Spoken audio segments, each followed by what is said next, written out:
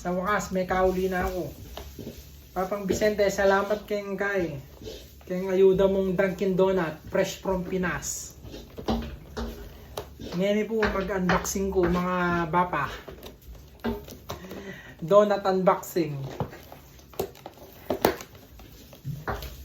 Yan pa naman yung pagmaragol ng Bapang Vicente ng kaya na ako.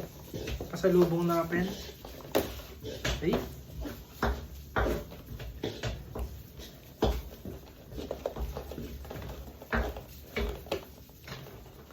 Doon ay pamambox. Mga tao sumawa akong donut.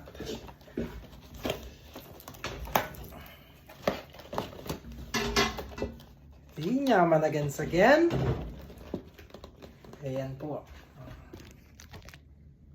Thank you, Bapang Vicente. Shoutout Keko.